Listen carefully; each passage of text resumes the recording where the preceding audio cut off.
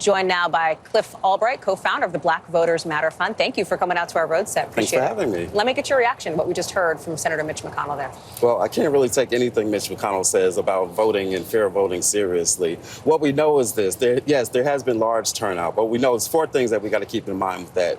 One, there's not been a lot of analysis in terms of who exactly has been turning out. We know that it's been disproportionately Republican.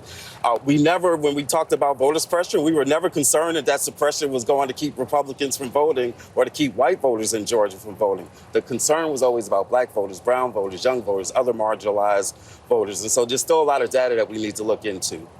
Secondly is this, we always knew that the worst of the voter suppression wasn't going to show up in the primary. They've got their own civil war that they've got to deal with in their primary. They're not really as focused on trying to keep us from voting in the Democratic primary. The worst of it is going to come out in November. And then the third thing that we have to keep in mind is that whatever increase there's been in turnout, it's because of the incredible work of organizations like ours, Black Voters Matter, the entire Georgia electoral organizing infrastructure. That does not mean that there's no suppression. It just means that we've been able to overcome the suppression that's taken place. You mentioned looking ahead specifically to November and the general election matchup that this primary day is setting us up for.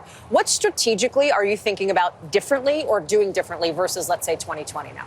I mean, the main thing is that we know that there's a couple of things. We know that they're in last election cycle, not in 20, but in 21, that it was an off year, but we saw a large number of rejected mail ballots. All right. And so what we've done this time around is that we've done even more education, even more awareness raising so that people would be more familiar with the new restrictions so that they wouldn't have that many ballots being rejected. But the most important thing is that we've got to be very vigilant. We're asking for protections at the polling places because what we're very concerned about is intimidation that's going to take place at the polling places in November. Again, that's not something that you're going to see a lot of today.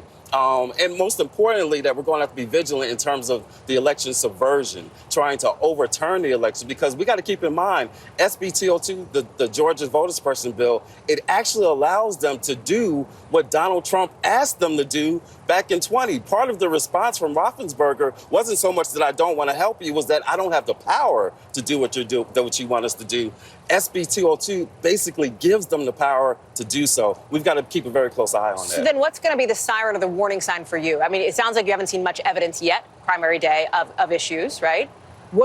What's the thing that's going to set the hair on the back of your neck standing up? I mean, we're going to see it all throughout. We're going to see it all throughout the run-up to November. We're going to see it in the early vote period. We already saw it, in fact, just a few weeks ago, the AJC reported about how the Secretary of State changed the actual opt-ins for how you get registered, automatic voter registration, where it was basically set to opting out instead of opting in. And so we're going to see little things like that all between from here up until November, where we're going to see things like, challenging voters, intimidating voters. We're going to see whether or not they have actually enough equipment, because that's part of what drives the long lines at some of the polling places. We always say that election suppression is not just about what happens on election day.